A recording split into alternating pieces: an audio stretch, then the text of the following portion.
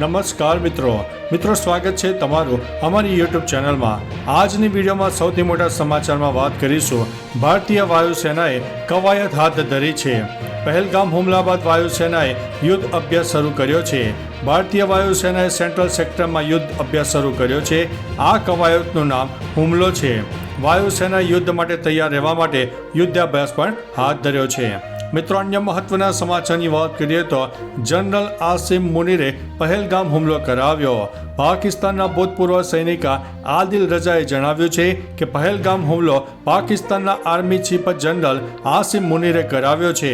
આદિલ રજાએ કહ્યું છે કે પહેલગામમાં આતંકી હુમલાનો આદેશ પાકિસ્તાની સેના પ્રમુખ આસિમ મુનીરે આપ્યો હતો। ઉલ્લેખનીય છે કે પહેલગામમાં થયેલા આતંકી હુમલાને લઈને પાકિસ્તાન પહેલેથી જ સવાલોના ઘેરામાં છે। પહેલગામ આતંકી હુમલામાં કુલ 26થી વધુ લોકોના મૃત્યુ થયા છે।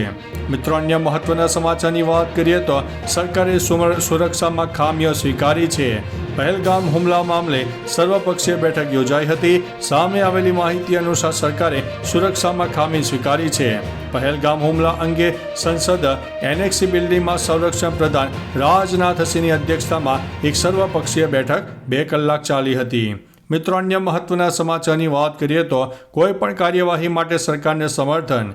પહેલગામ હુમલા અંગે દિલ્હીમાં યોજાયેલી સર્વપક્ષીય બેઠક સમાપ્ત થઈ ગઈ। 2 કલાક ચાલેલી બેઠકમાં તમામ પક્ષના નેતાઓએ ભાગ લીધો હતો। બેઠક અંગે કોંગ્રેસ અધ્યક્ષ મલ્લિકાર્જુન ખડગેએ કહ્યું કે બધાએ બેઠકમાં આતંકવાદી હુમલાની નિંદા કરી અને કાશ્મીરમાં શાંતિ માટેના પ્રયાસો પર ચર્ચા કરી। કોઈ પણ કાર્યવાહી માટે અમે સરકારને સંપૂર્ણ ટેકો છે। સરકારે કાર્યવાહીની વાત કરી છે। મિત્રો, અન્ય મહત્વના સમાચારની વાત કરીએ તો રોડ પર દૂરની ડમરીઓ ઉડતા ઝીરો વિઝિબિલિટી જેવી પરિસ્થિતિનું નિર્માણ થયું। વડોદરામાં છેલ્લા 1 મહિનાથી રોડનું કામ શરૂ કરવામાં આવ્યું છે। રોડ ખોદી નાખતા વાહન ચાલકો પરેશાન થયા છે। બીજી તરફ ખોદેલા રોડથી નીકળેલી માટીની ડમરીઓ ઉડતા અકસ્માતનો ભય પણ સેવાઈ રહ્યો છે। છેલ્લા 1 મહિનાથી રોડનું કામ નહીં થતાં લોકોમાં રોષ ફેલાયો છે। લોકોનું કહેવું છે કે આ સહ્ય ઉડતી ધૂળથી સ્વાસ્થ્યને પણ અસર થઈ રહી છે। મિત્રો, અન્ય મહત્વના સમાચારની વાત કરીએ તો માત્ર 7 દિવસમાં ભારત પાકિસ્તાન પર કરી શકે છે મોટી કાર્યવાહી। જમ્મુ કાશ્મીરના પહેલગામમાં થયેલા આતંકી હુમલા બાદ ભારતે પાકિસ્તાન સામે અનેક મોટા પગલાં લીધા છે, જેનાથી પાડોશી દેશ ગભરાઈ ગયો છે। આ દરમિયાન ભારતીય નૌકાદળે અરબ સાગરમાં પોતાની તાકાત દેખાડી, જેનાથી પાકિસ્તાનને યુદ્ધનો ડર સતાવી રહ્યો છે। ભારત અને જર્મનીમાં પાકિસ્તાનના ભૂતપૂર્વ ઉચ્ચાયુક્ત અબ્દુલ બાસિત અલીએ શહબાજ સરકારને ચેતવણી આપી છે। મિત્રો, અન્ય મહત્વના સમાચારની વાત કરીએ તો અમદાવાદ મ્યુનિસિપલ કોર્પોરેશન હવે ડિજિટલ મોડમાં જોવા મળશે, જેમાં બિફોર અને આફ્ટરના ફોટા મુકાશે। અમદાવાદ મ્યુનિસિપલ કોર્પોરેશન દ્વારા વર્ષ 2013થી નાગરિકોને અપાતી પ્રાથમિક સુવિધાને લગતી ફરિયાદ ઓનલાઈન કરવાની વ્યવસ્થા કરાઈ છે। હવે આ ફરિયાદ સિસ્ટમને ડિજિટલ મોડ ઉપર લઈ જવાશે। આ પ્રકારની ફરિયાદોના નિવારણ માટે કોમ્પ્રિહેન્સિવ રિડ્રેસલ સિસ્ટમના નામથી જાણીતી આ સિસ્ટમને ડિજિટલ મોડ ઉપર લઈ જવા મ્યુનિસિપલ તંત્ર દ્વારા નિર્ણય કરવામાં આવ્યો છે। મિત્રો, અન્ય મહત્વના સમાચારની વાત કરીએ તો ફેક ફ્રેન્ચ પાસપોર્ટ સાથે યુવકની ધરપકડ। અમદાવાદ ઇન્ટરનેશનલ એરપોર્ટ પર બોગસ ફ્રેન્ચ પાસપોર્ટ સાથે કરમસદના યુવકની ધરપકડ કરવામાં આવી છે। સામે આવેલી માહિતી અનુસાર યુવકે 3 લાખ રૂપિયા આપીને મહારાષ્ટ્રના 2 એજન્ટો પાસેથી ફ્રેન્ચ પાસપોર્ટ બનાવડાવ્યો હતો। આ મામલે એરપોર્ટ પોલીસે યુવકના રિમાન્ડ મેળવવા તજવીજ હાથ ધરી છે। પાસપોર્ટ જોતા જ તે ખોટો હોવાનું પ્રાથમિક રીતે જણાઈ આવ્યું હતું। ઉપરાંત તેમાં ઇમિગ્રેશનનો સિક્કો અને ઈ વિઝા પણ ફેક જણાઈ આવ્યા હતા। મિત્રો, અન્ય મહત્વના સમાચારની વાત કરીએ તો બાંદીપોરામાં સુરક્ષા દળોએ આતંકવાદીઓને ઘેર્યા હતા। કાશ્મીરના બાંદીપોરામાં સુરક્ષા દળોએ આતંકવાદીઓને ઘેરી લીધા છે।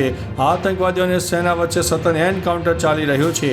બાંદીપોરામાં સર્ચ ઓપરેશન દરમિયાન આતંકવાદીઓ વિશે માહિતી મળ્યા બાદ સુરક્ષા દળોએ સમગ્ર વિસ્તારને ઘેરી લીધો છે।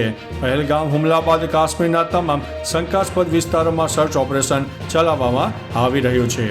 મિત્રો, અન્ય મહત્વના સમાચારની વાત કરીએ તો પહેલગામ એટેક ગઈકાલે દેશભરમાં વીએચપીનો વિરોધ પ્રદર્શન યોજાયું હતું। મંગળવારે પહેલગામમાં થયેલા આતંકવાદી હુમલાના વિરોધમાં વીએચપી અને બજરંગ દળ દેશભરમાં વિરોધ પ્રદર્શન કર્યું। કાર્યકરો આતંકવાદીઓના પુતળાનું દહન કર્યું। વિશ્વ હિન્દુ પરિષદે કેન્દ્ર સરકારને વિનંતી કરી છે કે તેઓ જિહાદીઓ સામે વહેલામાં વહેલી તકે કાર્યવાહી કરે। તેમણે કહ્યું છે કે આ ઘટનાથી આખો દેશ શોકમાં છે। મિત્રો અન્ય મહત્વના સમાચારની વાત કરીએ તો LOC પર પાકિસ્તાનનો ગોળીબાર, ભારતનો જડબાતોડ જવાબ. પહેલગામ હુમલા પછી ચાલી રહેલા તણાવ પૂર્ણ ઘટનાક્રમ વચ્ચે પાકિસ્તાની સેનાએ નિયંત્રણ રેખા પર પાકિસ્તાની સેના દ્વારા નાના હથિયારોથી ગોળીબાર કરવામાં આવ્યો હતો. ભારતીય સેનાના અધિકારીઓએ કહ્યું છે કે પાકિસ્તાનની આ કાર્યવાહીનો યોગ્ય જવાબ આપવામાં આવ્યો છે. ગોળીબારમાં કોઈ જાનહાનિ થઈ નથી. આર્મી ચીફ ઉપેન્દ્ર દ્વિવેદી પણ કાશ્મીરની મુલાકાતે જવાના હતા. મિત્રો અન્ય મહત્વના સમાચારની વાત કરીએ તો પહેલગામ એટેક, 90% લોકોએ બુકિંગ કેન્સલ કરાવ્યું છે. પહેલગામમાં થયેલા આતંકવાદી હુમલા બાદ લગભગ 90% લોકોએ તેમના પ્રવાસ બુકિંગ રદ કર્યા છે. પ્રવાસીઓ શક્ય તેટલી વહેલી તકે ખીણમાંથી બહાર નીકળવા માગે છે, તેથી તેઓ ફ્લાઇટ પકડવા માટે શ્રીનગર પહોંચી રહ્યા છે. જમ્મુ કાશ્મીરના લોકોમાં રોજગારી ગુમાવવાનો ડર ઊભો થયો છે. અહીંનું અર્થતંત્ર પર્યટન ઉપર નિર્ભર છે, તેથી લોકો અને સરકાર બંનેને મોટું નુકસાન થઈ શકે છે. મિત્રો અન્ય મહત્વના સમાચારની વાત કરીએ તો પહેલગામ હુમલાના પીડિતોની મદદે આવ્યું NSC. નેશનલ સ્ટોક એક્સચેન્જે પહેલગામમાં આતંકવાદી હુમલામાં માર્યા ગયા લોકોના પરિવારોને 1 કરોડ રૂપિયાની નાણાકીય સહાય આપવાની જાહેરાત કરી છે. NSCના મેનેજિંગ ડિરેક્ટર અને CEO આશિષ કુમાર ચૌહાણે ગુરુવારે પહેલગામ હુમલા પર દુઃખ વ્યક્ત કર્યું અને કહ્યું, આ મુશ્કેલ સમયમાં પીડિતોના પરિવાર સાથે એકજૂટતા દર્શાવતા NSC એ તેમને 1 કરોડ રૂપિયાનું વળતર આપવાનું વચન આપ્યું છે. મિત્રો અન્ય મહત્વના સમાચારની વાત કરીએ તો પહેલગામમાં આતંકવાદીનું ઘર ઉડાડી દેવામાં આવ્યું છે. કાશ્મીરના પહેલગામમાં થયેલા હુમલામાં સંડોવાયેલા સ્થાનિક TRP આતંકવાદી આદિલ શેખ સામે મોટી કાર્યવાહી કરવામાં આવી છે. કાશ્મીરના પુલવામા આતંકવાદીનું ઘર તોડી પાડવામાં આવ્યું છે. આદિલનું ઘર IED બ્લાસ્ટથી ઉડાવી દેવામાં આવ્યું છે. આદિલ પર હુમલાના કાવતરામાં સામેલ હોવાનો અને બૈસરન ખીણની રેકીમાં પાકિસ્તાની આતંકવાદીઓને મદદ કરવાની પણ શંકા છે. મિત્રો અન્ય મહત્વના સમાચારની વાત કરીએ તો સેનાએ વધુ એક આતંકીનું ઘર ફૂંકી માર્યું. કાશ્મીરના ત્રાલમાં પહેલગામ હુમલામાં સામેલ 2 આતંકીઓના ઘર તોડી પડાયા છે. આતંકવાદી આદિલ પછી આસિફના ઘરને IED બ્લાસ્ટથી ઉડાડી દેવામાં આવ્યું છે. જ્યારે સુરક્ષા દળો આસિફના ઘરે પહોંચ્યા ત્યારે તેના ઘરમાંથી મોટી માત્રામાં વિસ્ફોટકો મળી આવ્યા હતા.